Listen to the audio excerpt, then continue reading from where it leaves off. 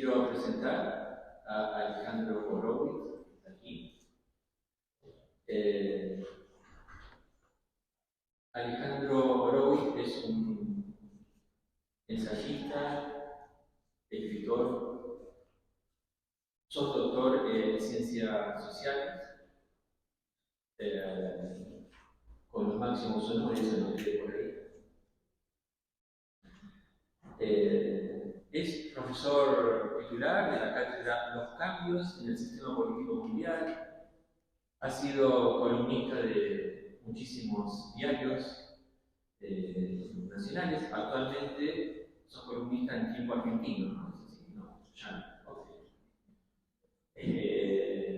Y ha escrito muchísimos libros de análisis históricos, sociales, entre los cuales se encuentran los 4 peronismos, las dictaduras argentinas, el huracán, acá veo el huracán Rojas, yo no lo conocía.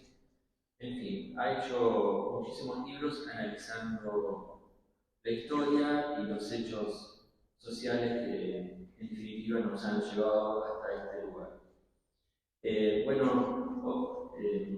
Alejandro, es un placer que estés aquí por varios motivos, entre ellos el que venís de las ciencias sociales y, digamos, de alguna manera expresás un modo de pensar vinculado con la palabra, que para nosotros es todo un insumo que no quiero decir que es novedoso no lo es, pero que no es tan frecuente.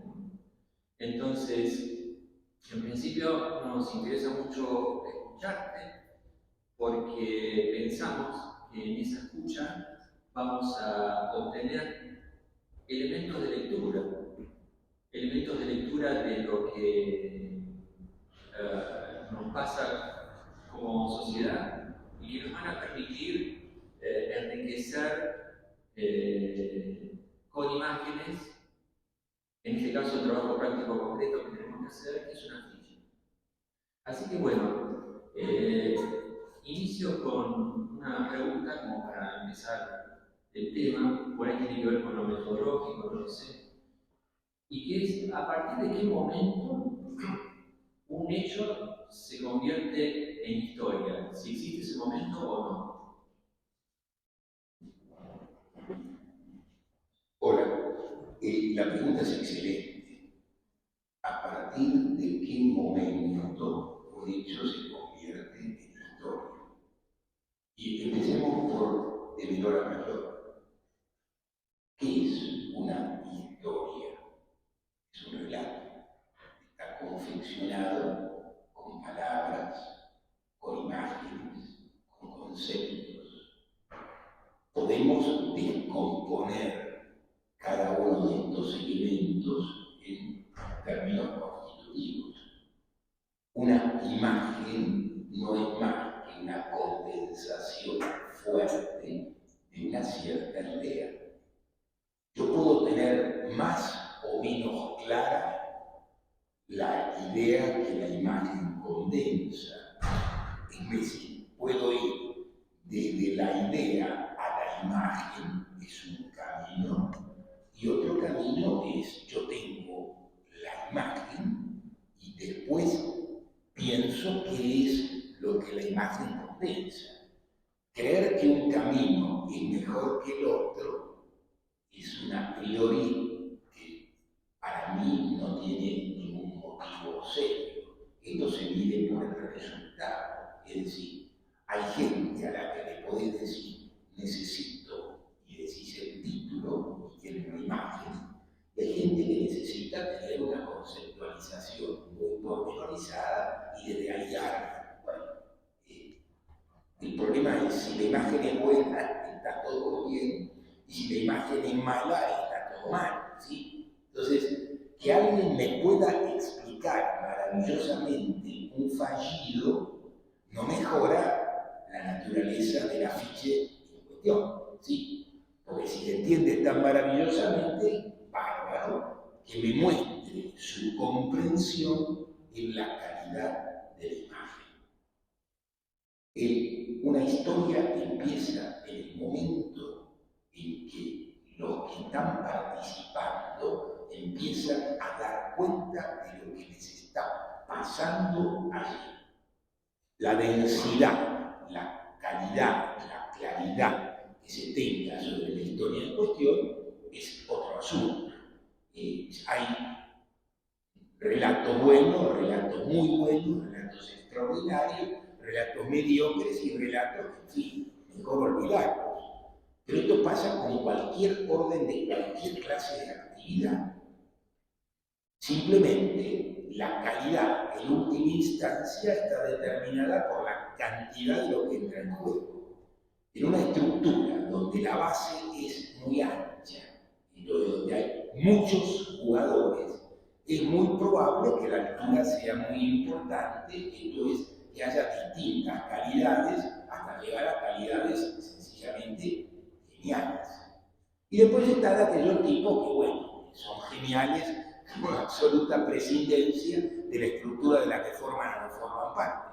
Cuando uno mira un país como Uruguay y mira la calidad de su literatura, cuando uno piensa que es el equivalente más pequeño de la provincia de Entre Ríos, uno se da cuenta que es un fenómeno muy exótico. Es decir, que un lugar cuya densidad poblacional no es significativa y cuyo tamaño no es importante, tiene tipo de en fin, como Neti, en fin.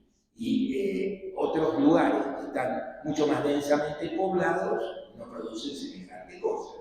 Con lo cual entendemos que las estadísticas son simplemente un modo de sistematizar y organizar conocimiento. Pero la producción del conocimiento no depende de la estadística, sino del modo de construirla. Entonces, allí estamos planteándonos un asunto distinto, pegando la vuelta y cerrando. La historia empieza cuando nosotros llegamos. No existe ningún pueblo que no tenga historias, y no existe ningún pueblo que no tenga lenguaje e historias que sean aquellas cosas que acunaron su autoexplicación sobre su propio origen. La cosa más simple es acudir al texto bíblico y ver cómo arranca. Y el texto bíblico es una de las tantas historias que valen la pena. La idea de que un texto sobrevive mucho tiempo es la idea de su potencia literaria. Cuanto más potencia tiene, más capacidad de sobrevivir y decirnos tiene. Porque está claro que lo que le decía a los que leyeron esto hace 400 años, con Gutenberg, no es lo que nos dice a nosotros. Y sin embargo le decía a ellos y nos dice también a nosotros.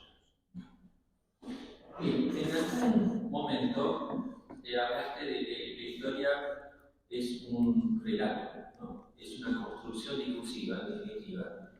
Y me gustaría agarrar un ejemplo de esas construcciones discursivas, que es la fantasía o realidad, lo voy a poner así en una pregunta, acerca de la visión de Argentina como Argentina un país potencia a principios de siglo. Bien, esto es uno de los ejemplos del abuso de las estadísticas. Claro, si uno toma los Emiratos del Golfo Pérsico o Arabia Saudita y ve el notable volumen de sus exportaciones petroleras y divide el conjunto de esas exportaciones sobre la población, y eso es lo que se entiende estadísticamente por idea de Producto Bruto, en su sentido más elemental. Está de más decir que Arabia Saudita, aparte de extraer petróleo, no hace mucho más que eso, ¿sí? Entonces uno podría decir que Arabia Saudita tiene uno de los, sería verdad, uno de los 10 productos brutos más importantes del mundo. Ahora, esto no quiere decir que Arabia Saudita, que tiene un producto bruto per cápita más importante, por ejemplo, que Gran Bretaña sea un país más sofisticado que Gran Bretaña, ni que sus capacidades como Estado sean las de Gran Bretaña. Estamos tomando un elemento en particular, en un momento en particular, y haciendo una regla de tres simple. ¿Se entiende? ¿Sí? Estamos teniendo tantos miles de millones de dólares y dividimos estos miles de millones de dólares por los pocos millones de habitantes de este lugar, arroja un Producto Bruto per cápita, ¡wow! Sin embargo, a nadie se le escapa que Arabia Saudita es una estructura profundamente dependiente de todo, ya que tiene que vender petróleo y comprar todo lo demás. Pero como vende petróleo en cantidades exultantes, todo lo demás lo puede comprar sin mayores inconvenientes. Bien, en 1910 esa era la situación de la Argentina. Las carnes y los granos cotizaban muy fuerte en el mercado mundial. La Argentina era un productor importante de carnes y granos, tenía una población relativamente pequeña, no pasaban de los 8 millones de habitantes, razón por la cual, en términos de estadística, la Argentina era maravillosa. Y como a la sociedad rural lo único que le importa es su propio negocio, lo que nos hace saber es cómo perdimos ese maravilloso lugar. No, nunca lo perdimos, nunca lo tuvimos. Es simplemente un azar en la situación del proceso histórico-político. Si yo, en lugar de producir trigo y carne, hubiera producido, qué sé yo, frijoles, no hubiera figurado en ninguna estadística porque los frijoles no se exportan y la cotización internacional del frijol en ese momento no arrojaba nada. ¿Se entiende? Entonces, cuando nos cuentan el fabuloso país que fuimos, nos están contando una pequeña mentira estadística en esa dirección. Ahora, cuando nosotros hacemos comparaciones relativas en otros campos, descubrimos que hay algunos problemas muy interesantes. Por ejemplo, cuando en 1910 comparamos la actividad industrial de la Argentina con la actividad industrial de Brasil, descubrimos que la actividad industrial de la Argentina en 1910 era mucho más importante, no per cápita, sino en volumen absoluto a la brasileña. Y en 1950, la producción industrial brasileña y la argentina eran equiparables. Y ahora, la producción industrial de la Argentina, comparada con la de Brasil, no es la tercera parte. Entonces, esto nos muestra que efectivamente en Brasil se produjo un desarrollo industrial de un rango que no se produjo en la Argentina cuantitativamente. Pero cuando miramos industrias de punta tecnológica en Brasil y la Argentina, vemos, por ejemplo, que la producción argentina de maquinaria agrícola altamente sofisticada y muy cara es mucho más importante en la Argentina que en Brasil, y la producción argentina es en ese campo de las 5 primeras del mundo. De modo que aquí tenemos lo que se llama un clásico desarrollo desigual y combinado. Hay puntas donde tenemos desarrollos muy significativos y puntas donde tenemos atrasos descomunales. Esta coexistencia hace que la Argentina sea un país muy raro. Cuando los organismos de Naciones Unidas clasificaban en 1970 a los países de este planeta, decían países subdesarrollados, países en vías de desarrollo, países desarrollados y la Argentina. Claro, cuando alguien quiere estudiar, cuando alguien se dedica a las ciencias, a la economía en particular, y quiere estudiar algún proceso en particular y tenerlos todos juntos rápidamente a lo largo de 50 años, La Argentina es perfecta. Vos querés hiperinflación tenés, querés convertibilidad tenés, todo lo que vos quieras acá está. Es un cóctel altamente explosivo y en funcionamiento constante.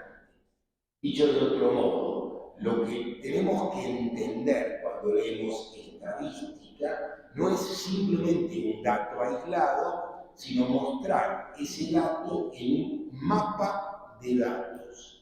En un mapa de datos, en una serie, entendemos. Cuando establecemos relaciones de continuidad y establecemos relaciones de diferencia, estamos viendo la particularidad de este caso y nos estamos aproximando a cómo funciona. Bien, volviendo a la pregunta, o retomando de la pregunta anterior respecto del tiempo, me gustaría que nos cuentes o nos hagas una progresión de cómo fue evolucionando el voto en Argentina, partiendo, ¿no?, de la ley de Sáenz Peña hacia adelante. ¿Qué tan democrático o qué tan democrática era esa sociedad en términos de voto? ¿Y cómo fue evolucionando? Vamos a dar dos datos antes de la ley Sáenz Peña para que la ley Sáenz Peña tenga su plena significación. A Julio Argentino Roca, cuando accede a la presidencia por primera vez, lo vota el 2% de la población masculina de la sociedad argentina. 2%. ¿Queda claro? Para que tengamos una idea exacta de lo que esto significa, vamos a recordar que una buena estadística tiene un margen de error entre el 3 y el 5%. Dicho de otra manera, la Argentina es el margen de error estadístico de China. ¿Se entiende? Digo, esto para tener cierto sentido de la proporción. Los chinos son casi 1.800 millones. Esto quiere decir que el 1% son 18 millones y el 3% son 54 millones. Acá tenemos 47, 48, ¿sí? Por eso, este es el primer elemento. El segundo elemento es que en 1910, esto es 6 años antes que el doctor Hipólito Yrigoyen ganara las elecciones del 16, de los habitantes de la capital federal, de cada 4, 3 eran o extranjeros o hijos de extranjeros. Y en el movimiento obrero, de cada 4, 3 eran extranjeros. ¿Se entiende lo que estoy diciendo? Esto es que en 1916, como los extranjeros no votaban, la mayor parte de los trabajadores no lo hacían. Y estamos hablando de una sociedad donde no menos del 50% del total de esa sociedad eran extranjeros. De modo que en 1916 la mitad de los varones no votaban y las mujeres íntegramente no votaban. Y esto excluía directamente a la mayor parte de los trabajadores. Este nivel, comparado con el 2% de Roca, es un avance democrático indiscutible. Pero suponer que esto es democracia es un abuso de las estadísticas. Primer dato. Segundo dato. En la Argentina votan por primera vez las mujeres en las elecciones nacionales de 1951. Esto, uno puede decir, bueno, qué tarde entró la Argentina a la democracia, digamos, básicamente elemental. Bueno, cuidado, tarde respecto de quién. En la culta Francia, las mujeres votaron en elecciones nacionales por primera vez en 1944. De modo que no estamos tan lejos. Y en el país donde arranca el voto femenino, que es Gran Bretaña, y donde las mujeres tienen una pelea descomunal por acceder a este derecho, descomunal, en fin, no tengo tiempo para dedicarle un párrafo, sí, basta recordar el famoso texto de Virginia Woolf, Tres Guineas, cuya lectura les recomiendo mucho, que surge de una pregunta básica de una carta que le dirige a la célebre escritora para que apoye la lucha contra el fascismo. Entonces uno dice, bueno, ¿cómo Virginia Woolf podría no apoyar la lucha contra el fascismo? Entonces Virginia Woolf le muestra a su interlocutor varón una cuestión clave, es que todas las conquistas que el fascismo le va a quitar a los varones, las mujeres no las tienen. De modo que para las mujeres el fascismo no es un fenómeno que está a futuro, es un fenómeno que está a presente del indicativo. Dato nada menor, por cierto. Entonces, Irigoyen es sin duda un avance. En las elecciones que gana Perón en 1946, ya el proceso de integración de los trabajadores, esto es, el origen de los trabajadores ya es mayoritariamente argentino, porque o son hijos de extranjeros o vienen del interior, y entonces ahí tenemos la primera vez en que los trabajadores votan y todavía las mujeres no lo hacen. De modo que la primera elección democrática en los estándares actuales de democracia es la de 1951. Si se recuerda que las elecciones hasta 1973 fueron todas con el peronismo proscripto, estamos diciendo que recién en 1973 se vota por segunda vez democráticamente en la sociedad argentina y que esto se clausura hasta 1983. De modo que el ciclo formal de la democracia, tal cual estamos hablando, en rigor de verdad se establece en estos últimos 40 años.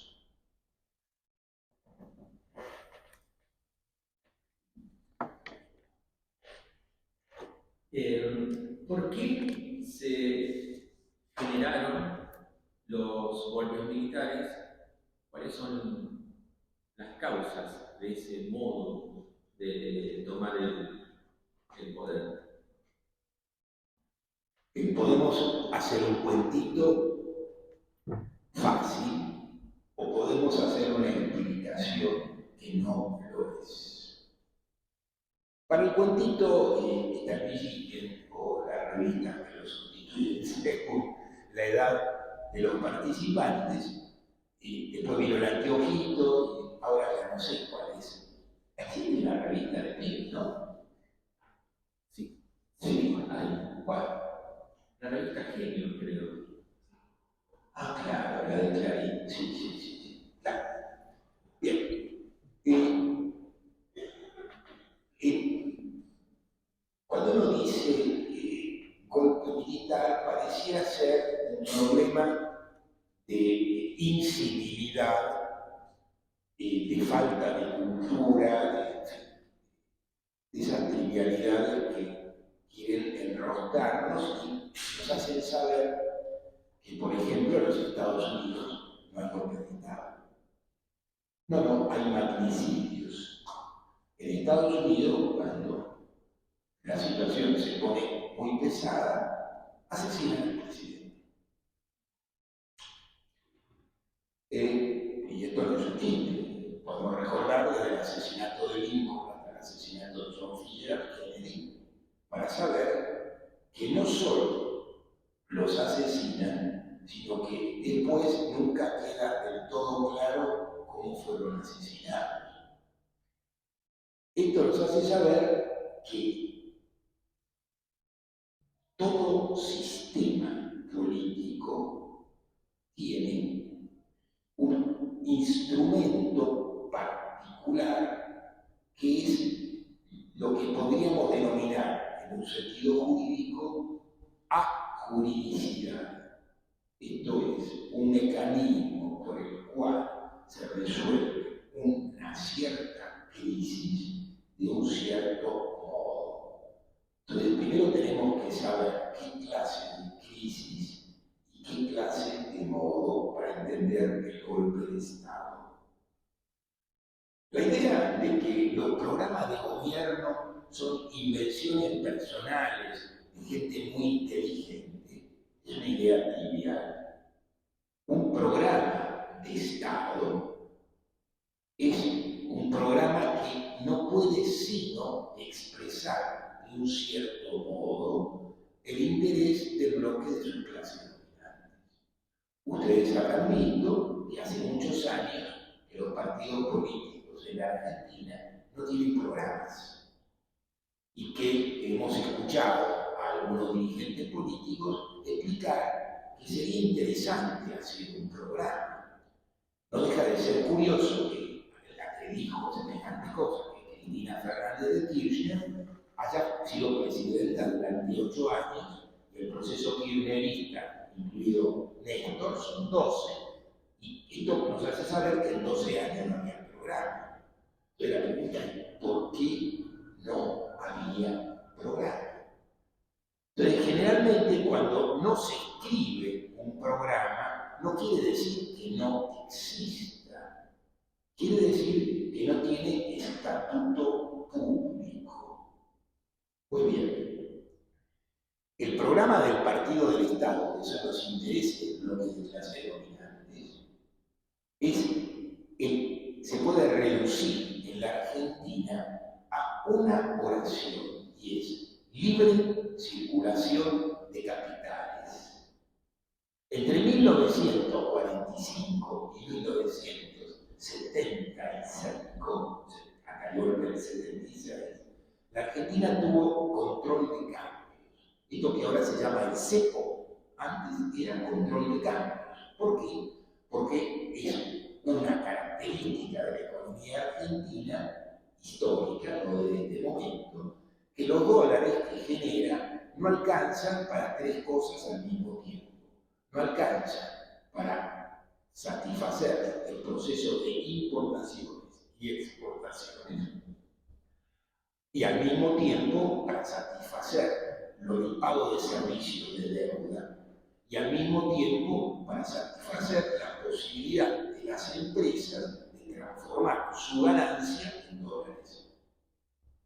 Entonces, esto nunca alcanzó para los 3, por lo tanto, la regulación de los dólares era el secreto que permitía que no hubiera hiperinflaciones y catástrofes cada vuelta de la esquina. José Alfredo Martínez de Oz estableció la libre circulación de capitales. Con la gracias a la libre circulación de capitales, argentinos tienen en el sistema financiero internacional un producto bruto y medio. Hay 600.000 millones de dólares que están en el sistema financiero internacional de argentinos, que figuran en la lista de Forbes, algunos, y otros que son empresarios más chicos que no figuran en la lista, pero tienen unos cuantos palitos verdes ubicados allí. Bien, entonces, ¿qué estamos diciendo? Estamos diciendo que el programa del partido del Estado requiere la libre circulación de capitales. Por eso fíjense que todos los candidatos lo primero que explican es cuán rápido van a levantar o no el cepo. Este es el punto clave. Ahora bien, la democracia, esto es el procedimiento por el cual una fuerza política determinada se hace cargo del gobierno, tiene que satisfacer a sus votantes. Y el problema es cuando no los satisface, que es exactamente el caso de la sociedad argentina. Sí, no hay que ser demasiado genial para entender qué piensa la sociedad argentina de las direcciones políticas de la Argentina. Es cierto que las encuestas no son demasiado confiables, pero la imagen negativa que todos los candidatos, o buena parte de ellos, tienen. Pensemos simplemente lo siguiente. Los últimos 3 presidentes, Cristina, Macri y Alberto Fernández, ninguno de los 3 puede ser candidato presidencial porque no llega al balotaje. Esta es la opinión que tiene la Argentina, no importa si está bien, si está mal, ese es otro asunto. No es un problema de mis simpatías o antipatías por cada uno de ellos, no. Estos son datos duros. Las cosas son como las cosas son. Después vienen las opiniones sobre las cosas como son. Primero son, ¿sí? Y los datos que son, no tienen vuelta atrás. Entonces, lo que estoy mostrando es que hay una tensión estructural entre los partidos de gobierno, esto es, los distintos partidos que expresan las fuerzas parlamentarias que tienen la posibilidad de gobernar, y el partido y el programa del partido del Estado, que es el interés del bloque de clase dominante, que esas fuerzas obviamente respetan y se acomodan a ese interés. Entonces, cuando el golpe de Estado se produce, cuando ninguno de los partidos de gobierno es capaz de satisfacer los intereses del bloque de clases dominantes, entonces ingresan las Fuerzas Armadas y cumplen la función de un partido de gobierno que realiza las tareas que necesita el programa del partido del Estado. Dicho de otra manera, el golpe del 76, ningún golpe de Estado, es una decisión militar exactamente, sino es una decisión que los militares ejecutan. Para que esto quede absolutamente claro, voy a dar 3 datos para que se vean. En 1930, el golpe fue hecho con los cadetes del liceo militar. Uno hace un golpe con los cadetes cuando ninguno de los cuerpos de ejército le responde. Si uno le responde el cuerpo de ejército, no hace el golpe con los cadetes. Pues bien, lo que estamos diciendo es que en 1930 el doctor Hipólito Yrigoyen no hubiera podido aplastar ese golpe si esa hubiera sido su decisión política.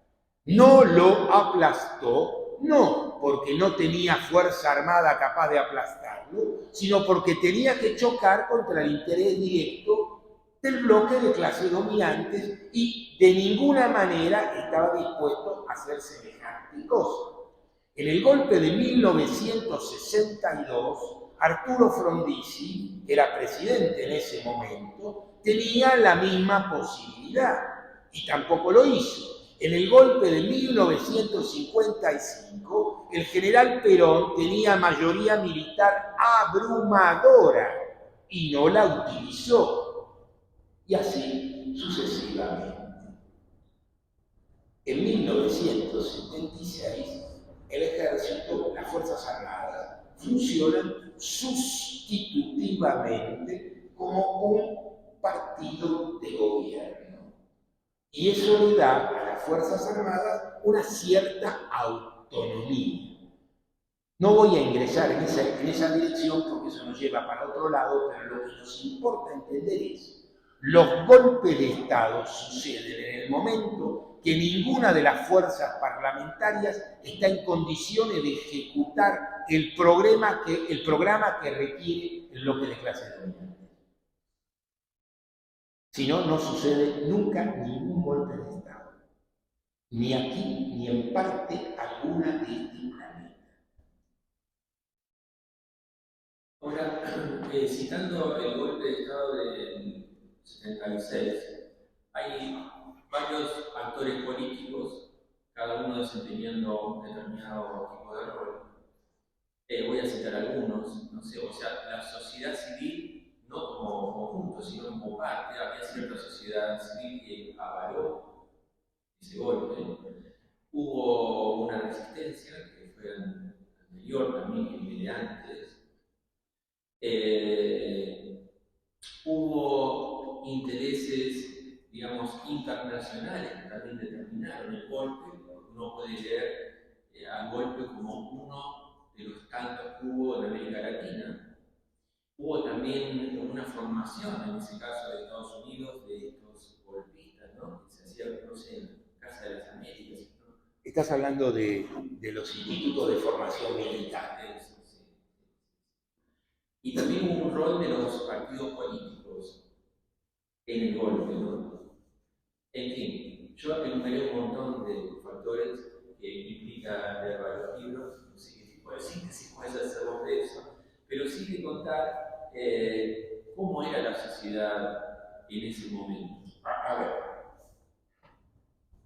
la idea de cuidar, de ser cuidadoso, yo puse el centro en el interés del bloque de clases dominantes. Pero cuidado, en una sociedad organizada de este modo, la compacta mayoría comparte el interés del bloque, por lo menos la mirada que las clases dominantes tienen sobre esta sociedad. ¿Por qué?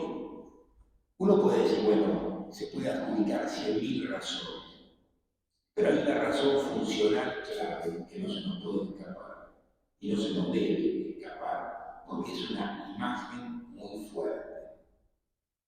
La idea de que se puede gobernar cualquier sociedad contra el punto de vista mayoritario es una mala idea. No hay ningún orden político que para funcionar no requiera del consentimiento de sus integrantes en una alta proporción. Una de las características de los sometidos es que sin la colaboración activa de los sometidos, el sometimiento es imposible. La sociedad esclavista funciona porque los esclavos están convencidos de que eso tiene que ser así y que eso es natural. Las chicas tienen el lugar que tienen en la sociedad porque permiten eso. Esto no es para culpabilizar a nadie, sino para entender que basta que las chicas cambien de punto de vista para que los muchachos tengan que correr su propio punto de vista muy rápidamente. Dicho de otro modo, el secreto del sometimiento es siempre, en cualquier orden, en cualquier práctica y en cualquier tiempo, una colaboración de los sometidos. Sin eso, ningún sometimiento funciona. Entonces, cuando decimos esto, lo que estamos tratando de entender es que no gobierna el bloque de clase dominante simplemente porque tienen plata, que es un dato nada menor, y no solo porque tienen poder, que tampoco es un dato nada menor, sino porque esto es convicción de la compacta mayoría. Una revolución se da solamente en el momento en que esa convicción compartida se rompe. Esto es, cuando la mayoría entiende que así no puede seguir viviendo y la minoría entiende que así no puede seguir gobernando. Es exactamente el momento en que se produce una transformación revolucionaria o que es posible una transformación revolucionaria. No es en cualquier momento y no depende de cuánta propaganda se haga en favor de una cosa y de cuánta propaganda se haga en favor de otra. La propaganda tiene el límite que las relaciones sociales imponen. Dicho de otro modo, un publicista puede hacer una gran campaña para una cierta conducción política, pero esa campaña tiene como límite de eficacia la experiencia y la lectura que de esa experiencia tiene una sociedad determinada en un momento determinado.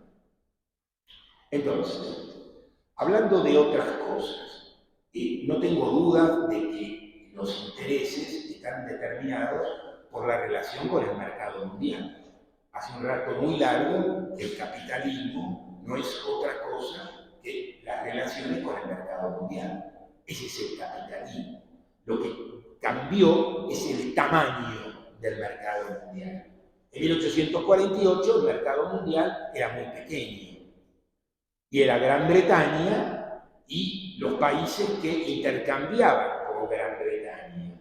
En 1900 el mercado mundial tenía otro tamaño, pero eran los países centrales del mercado mundial, Gran Bretaña, Francia, Alemania, Italia y el resto de los continentes colonizados violentamente por estos países. Entonces, Gran Bretaña, el territorio británico y el territorio colonial era una relación de 1 a 5. Por cada kilómetro británico había 5 kilómetros coloniales. ¿Se entiende? La India es no sé cuántas veces más grande que Gran Bretaña.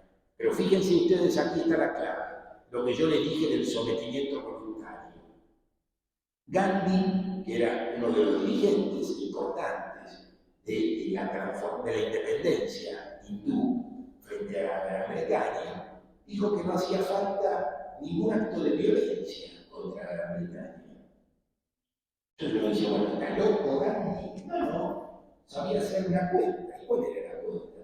En ese momento, la India, a comienzos del siglo XX, tenía 130, 140 millones de habitantes. El ejército estaba compuesto por 150.000 soldados, de los cuales 90.000 eran cipayos, esto es, soldados hindúes que formaban parte del ejército británico. Y solamente el resto era inglés, o irlandés, o británico. Entonces, la cuenta de Gandhi es esta: sin la colaboración activa de los hindúes, el gobierno de la India es imposible. Todo lo que tenemos que hacer es retirar la colaboración. Resistencia pasiva. Con esto es suficiente para que un país de ese tamaño no pueda ser gobernado. Y cuando quedó claro que eso era así, y de que hablaban en serio, se tuvieron que ir. Y se fueron. Bien, entonces, pego la vuelta y digo, no se trata de ignorar que existen los intereses del mercado mundial, pero no es cierto que el elemento decisivo de los intereses sea el que organiza el golpe de Estado. No estoy ignorando que el golpe de Estado del general Pinochet contó con dinero que le dio la CIA. No. Pero lo decisivo no es el dinero de la CIA. Lo decisivo es la participación del ejército chileno y de la voluntad de la mayoría de esa Fuerza Armada en jugar ese papel. Sino el dinero de la CIA se serviría para hacerse gárgaras o se lo afanarían y listo. Lo que estoy diciendo es siempre el elemento decisivo de un golpe de Estado está dentro de las fronteras nacionales, no fuera de ellas. No estoy diciendo que no participen, no estoy diciendo que no apoyen, pero si miramos, por ejemplo, la relación entre los Estados Unidos y los golpes de Estado en la Argentina, sobre todo a partir de 1955, vamos a ver que los Estados Unidos no apoyaron en la Argentina ningún golpe de Estado, ¿no es cierto? Simplemente se apiñaron a los golpes de Estado. Hay una escena famosa del general Poggi con el embajador de los Estados Unidos. El general Poggi era uno de los jefes militares importantes en el golpe contra Frondizi. Entonces el embajador, que quería impresionar al general, explicándole la importancia, a nadie se le escapa que el embajador de los Estados Unidos tiene alguna significación en cualquier lugar del mundo, ¿sí? No hay que ser muy inteligente para eso. Entonces, el embajador le dice a Poggi que quiere que sepa que es interés personal del presidente Kennedy la estabilidad democrática en la Argentina. Poggi lo mira y no le dice, no le contesta. Entonces, cuando se da cuenta que no le contesta, el tipo redobla la apuesta y le dice, quiero que sepa que el presidente Frondizi es amigo personal del presidente Kennedy. Entonces Poggi le contesta, qué mal elige el presidente de los Estados Unidos sus amigos en esta parte del mundo. Y se terminó la discusión. Porque Poggi no depende de lo que diga el embajador de los Estados Unidos. Lo escucha si quiere. Este es el término real de la política. Por supuesto, la Argentina no es Panamá, pero ni siquiera en Panamá un golpe de Estado se hace simplemente porque la CIA lo determinó. Eso tiene que necesariamente tener que ver con la correlación de fuerzas sociales internas y con la necesidad de estas fuerzas internas en el golpe o el no golpe. Y desde hace un tiempo bastante largo, digamos que en Latinoamérica no hay golpes de Estado, bueno, podemos citar el de Bolivia, pero no es frecuente. Y yo te pregunto, ¿por qué? Porque no entran en conflicto estos gobiernos con los intereses estructurales del poder nacional y son capaces, de alguna manera, de coexistir bajo este régimen. Perdón, entonces podríamos decir que aquellos motivos por los cuales se hacían los golpes de Estado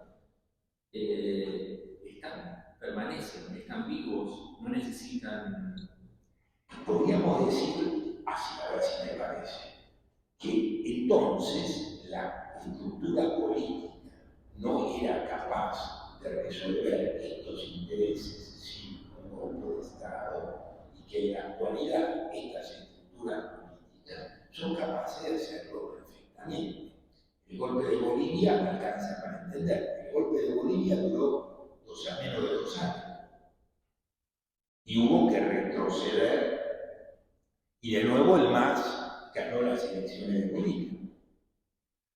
Entonces, la pregunta es, ese golpe está mucho más vinculado al desgaste interno de Evo Morales que a la necesidad estructural de un golpe. La prueba es que Evo Morales no volvió a ser presidente y que el MAS gobierna Bolivia. ¿Y qué rasgo puedes identificar de esos momentos de dictadura en la actualidad y cómo se han transformado esos rasgos? Acabo. La pregunta es, ¿cuáles son los elementos entonces que permanecen constantes, invariables? ¿Y cuáles son los elementos que se modifican? Cuando nosotros miramos cómo se repartía la torta, esto es el Producto Bruto, entre 1945 y 1975, y cómo se reparte desde el 76 para acá, vamos a entender muy rápidamente. Entre 1945 y el 75, durante 30 años, la torta se repartía así. No menos del 42% del producto eran salarios y no más del 48% del producto eran salarios. Gobernara quien gobernara el peronismo o gobernara la Revolución Libertadora.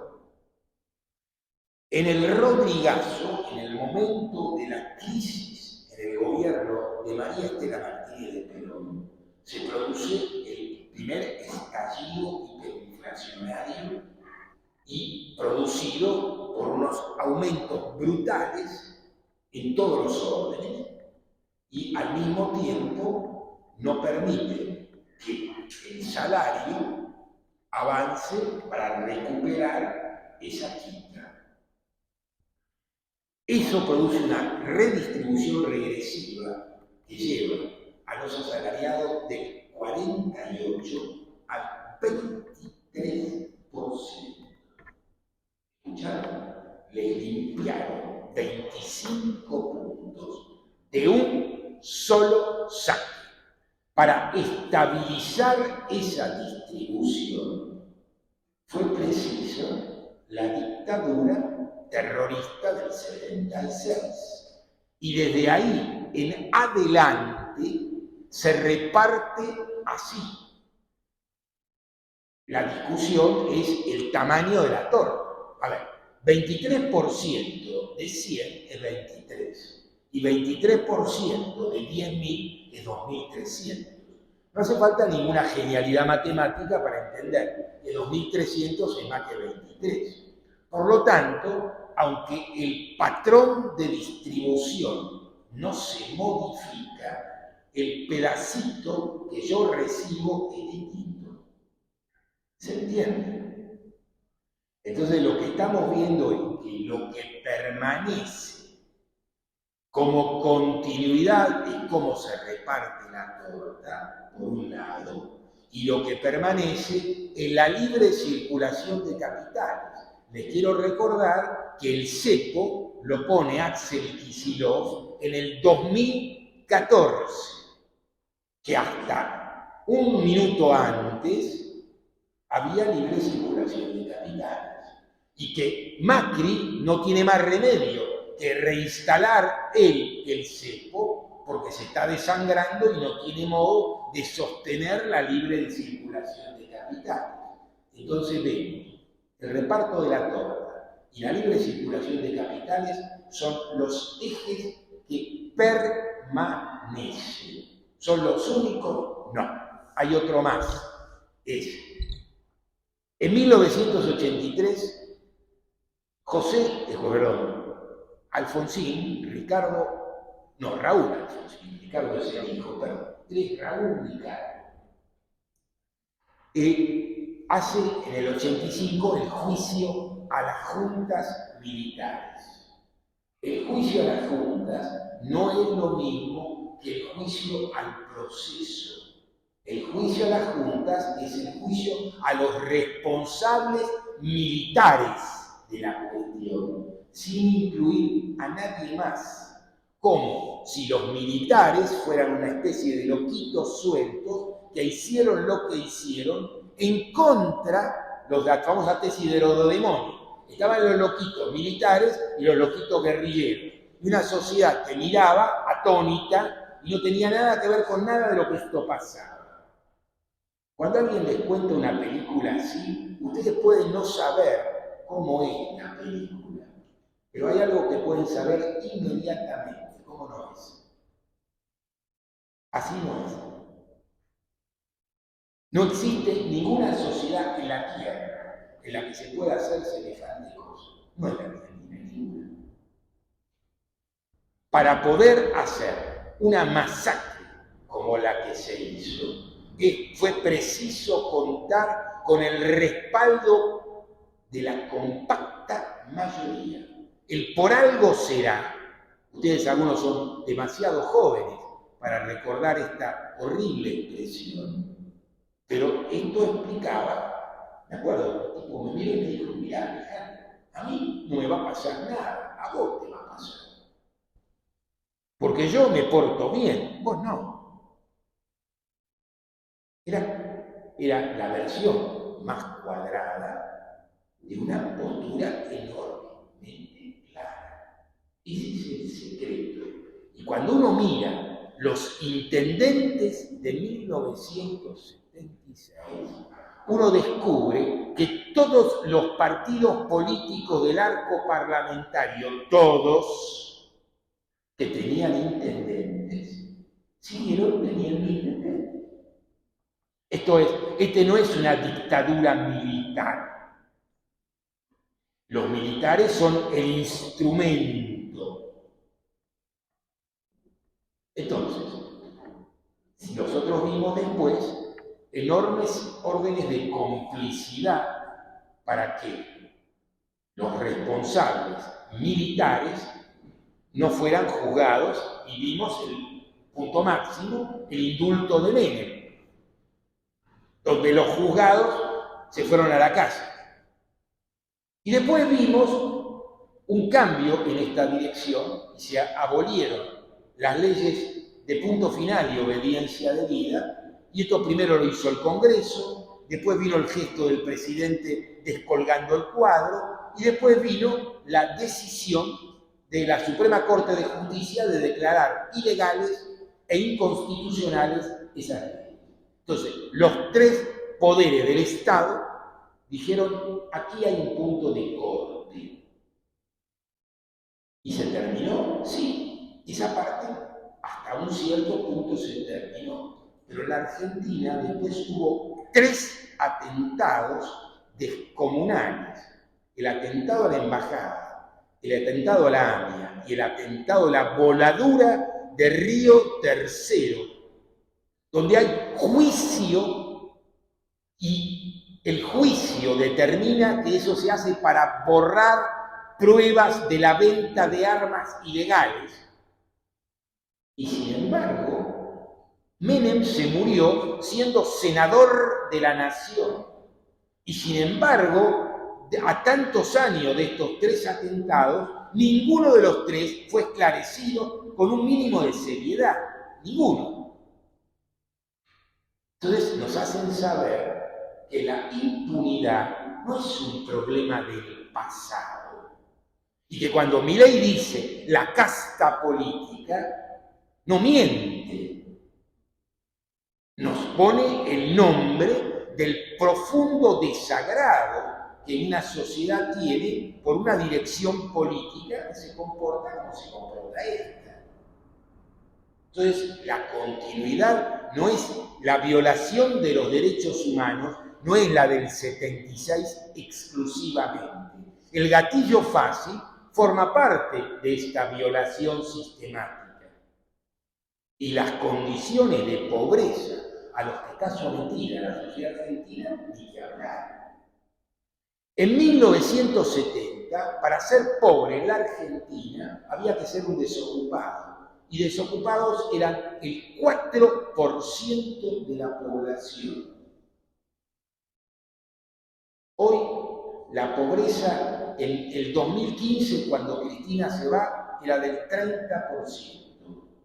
Cuando Macri se va, en el 2019 era del 35%. Ahora supera el 40%. En el 2001 llegó a casi el 50%. Es decir, llamar a esto condiciones de vida democráticas es hablar de una película que acá no se ve. Estamos hablando de una situación imaginaria. Para el 40% de los que viven en la Argentina, la catástrofe no es una amenaza, ya sucedió. Y se puede tener un trabajo en blanco y ser pobre. Esto es, tener las necesidades básicas insatisfechas.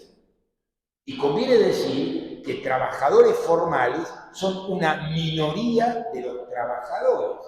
Los trabajadores informales son 12 millones, no 4 personas. ¿Qué es un cuentapropista? Un trabajador informal que no tiene nada, que garantice nada. No tiene obra social porque la que tiene está pintada, no tiene vacaciones, no tiene. Y la lista de lo que no tiene es tan larga como la imaginación de cada uno de ustedes aporte. Entonces, lo que estamos viendo como continuidad es un orden político que de ninguna manera satisface las necesidades básicas de una sociedad que vive en estado. La fórmula de Freud del malestar en la cultura, acá en la Argentina, está exacerbada de un punto descomunal. Y esto lo ve cualquiera que camina por la calle y mira el nivel de crispación de las caras. Otra vez, las imágenes hay que saber leerlas. No es solo los discursos, que además son claros. Si ustedes miran las redes sociales y el nivel de violencia verbal que se plantea en las redes sociales, uno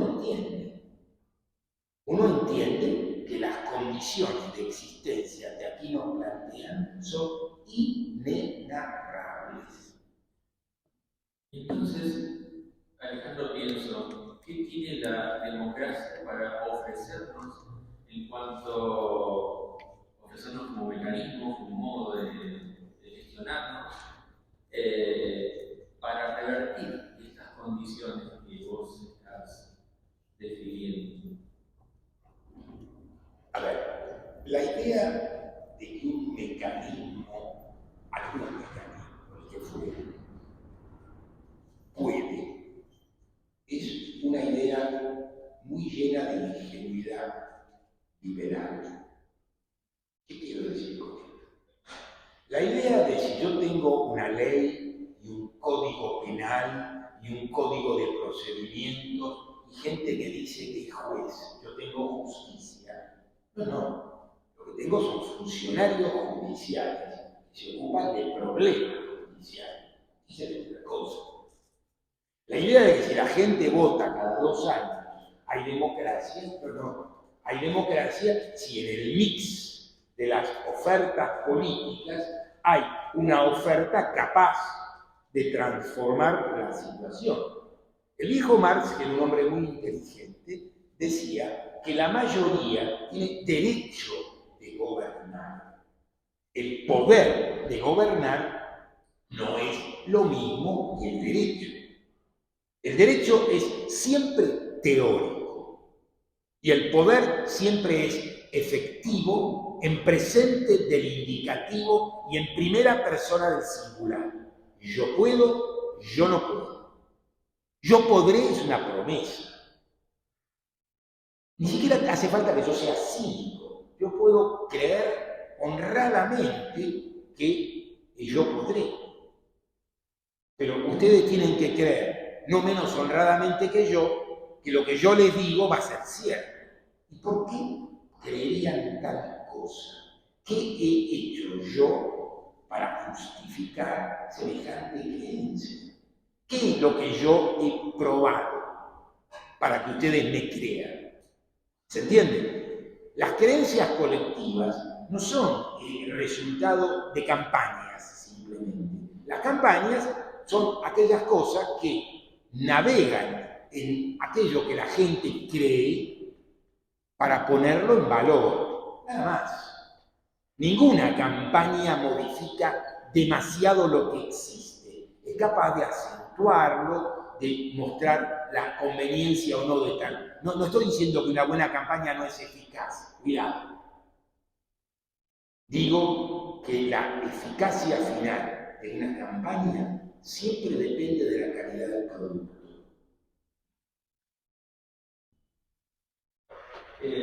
Bueno, me gustaría saber si hay alguna pregunta para hacer.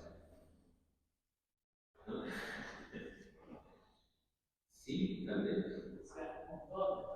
Bueno, con una o dos avanzamos.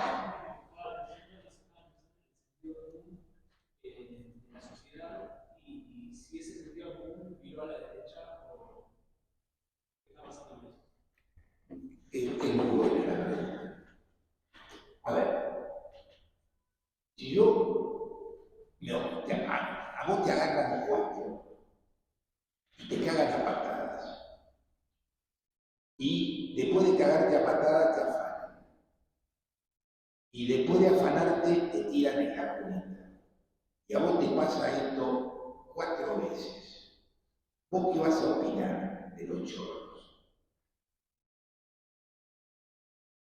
Vos sos, en primer lugar, una víctima de un proceso.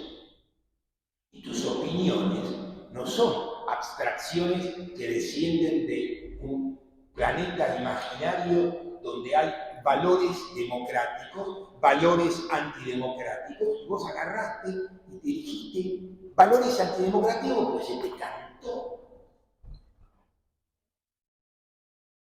El secreto de las condiciones en las que una sociedad somete a todos sus integrantes. Porque hay una idea muy extendida pero muy estúpida que dice que lo que yo le hago a otro no me lo hago a mí, se lo hago a otro. Es una idea muy tonta. Nada que yo le haga a otro no termina siendo parte de lo que me hago a mí mismo. Voy a tomar el ejemplo más extremo. Todos hemos visto alguna vez alguna serie sobre asesinos seriales. Y todos hemos visto alguna vez cómo el asesino serial hay un momento en que desea ser capturado. ¿Por qué?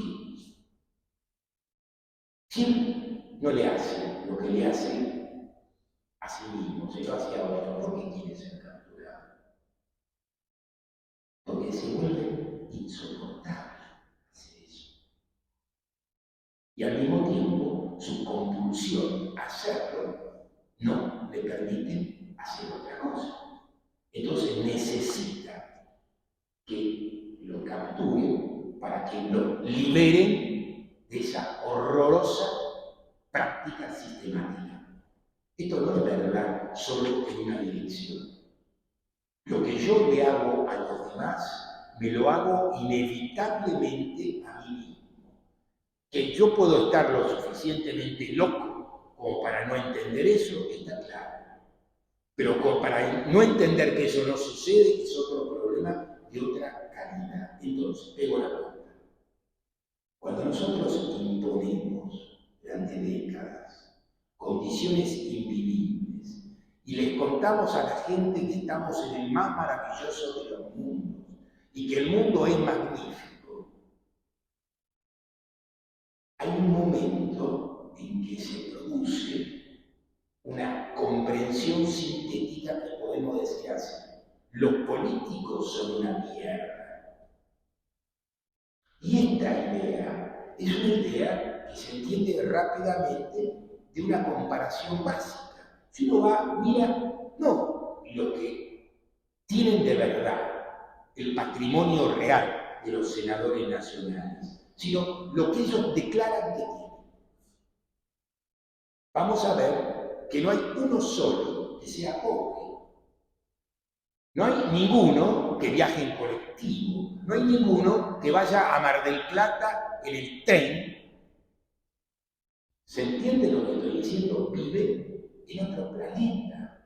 Sus problemas son de otra clase. Es miembro de una casta. ¿Qué duda cabe? Si agarrás simplemente, de nuevo, el Producto Bruto de la Argentina, lo dividís por 47 millones y mirás lo que tienen esos tipos. Cuidado, acá cuando divido el Producto Bruto por 47 millones, digo que todos tienen lo mismo, lo cual es una mentira estadística. Simplemente lo hago para entender la medición. Entonces acá viene la cuestión.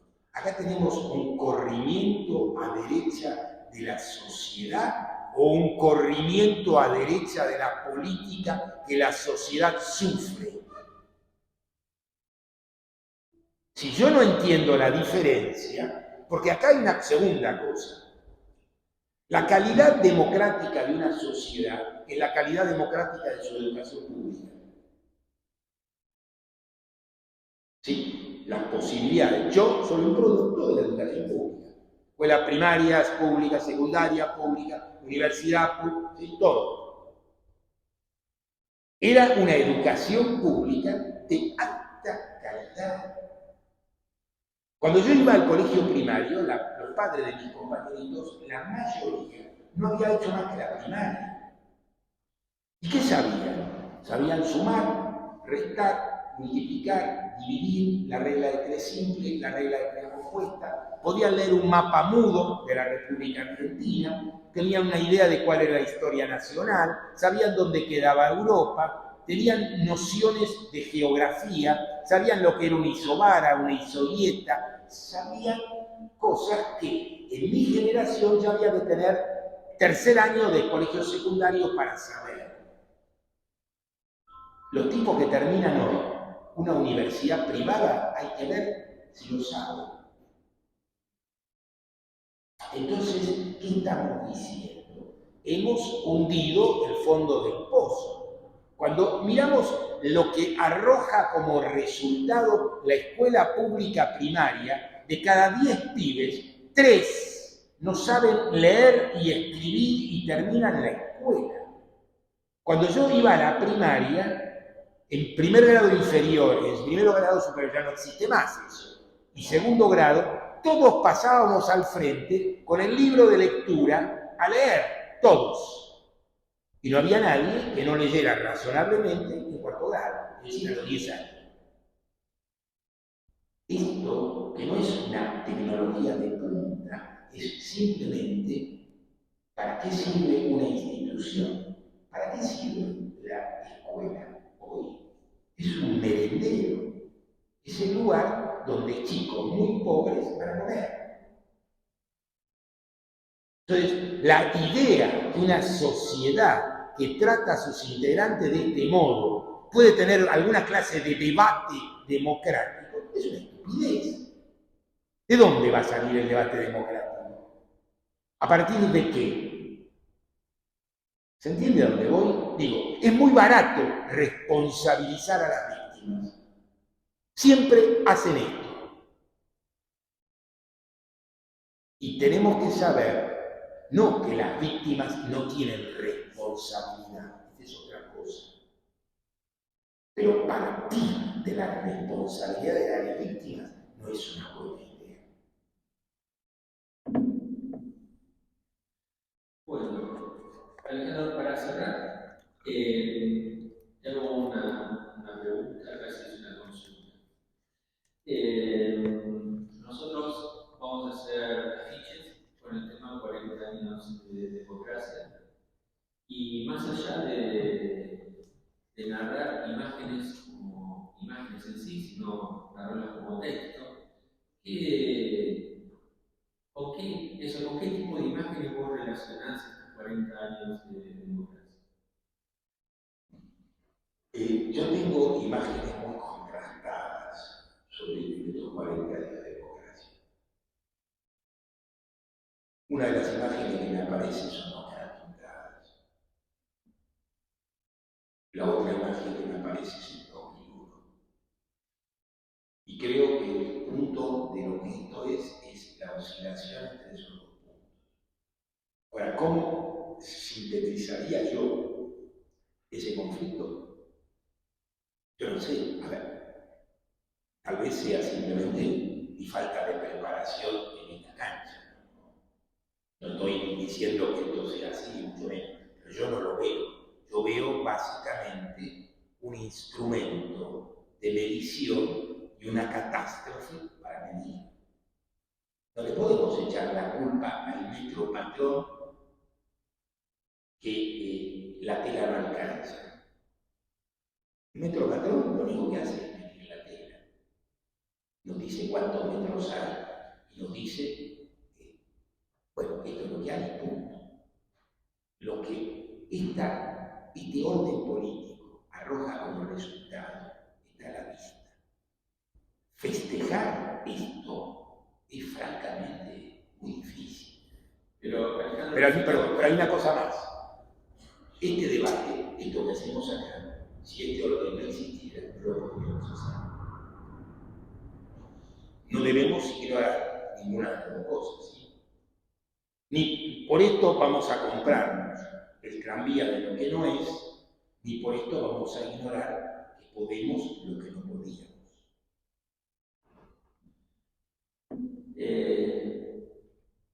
Yo creo que hacer un análisis y una lectura sensata, certera, es parte también de lo que podemos hacer nosotros por cambiar algo, es una parte. Entonces, creo que has dicho cosas incómodas, felizmente yo te lo festejo eso. Es una de mis desgraciadas habilidades. Pero bueno, Que no se pueden soslayar para construir, o se construye sobre una lectura un poco más objetiva de los hechos, o se construyen simplemente ilusiones, ¿no? mira, yo tengo un argumento que dice así. La realidad no es ni de derecha ni de izquierda, es un debate intelectual honrado, parte de una realidad compartida. De derecha es quien tiene para esa realidad una respuesta conservadora, y de izquierda es quien tiene para esa situación una propuesta transformadora. Pero por debajo de un cierto nivel, no somos ni de izquierda ni de derecha, somos brutos. Y eso no permite un debate, pero al mismo tiempo de ahí partimos. No tenemos condiciones ideales para discutir. No existen ni existen jamás. Las condiciones son las condiciones. Y con esta situación nos tenemos que enfrentar. Y por un lado no hay que hacerse muchas ilusiones. Y por el otro lado, no hacerse ilusiones es una cosa terriblemente amarga. Entonces, lo peor que se puede hacer es un viejo vinagre de mierda. Esto es de esos tipos que te implican que todo es una cagada. No, todo no es una cagada. Estamos nosotros. Y se trata de eso, de que nosotros hagamos nuestra diferencia. Estar vivo es una razón suficiente para hacer la diferencia. Cada uno de nosotros, en última instancia, necesita darle sentido a su vida.